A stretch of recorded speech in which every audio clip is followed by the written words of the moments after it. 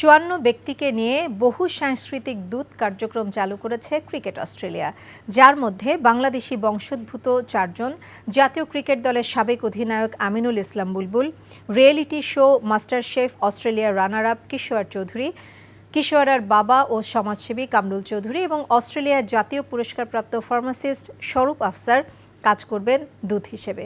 Cricket Australia আজ তাদের ওয়েবসাইটে জানিয়েছে, অস্ট্রেলিয়ান ক্রিকেটের বহু সাংস্কৃতিক কর্মপরিকল্পনার একটি মূল পদক্ষেপ হল এই দূত কার্যক্রম। এর মাধ্যমে সমাজের বিভিন্ন সেক্টরকে যারা নেতৃত্ব দিচ্ছেন তাদের একত্রিত করে খেলাধুলা ও বৃহত্তর সম্প্রদায়ের মধ্যে ইতিবাচক পরিবর্তন আনাই এর লক্ষ্য।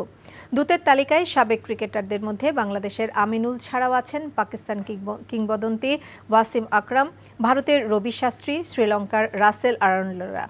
বর্তমান ক্রিকেটারদের মধ্যে আছেন উসমান খাজা।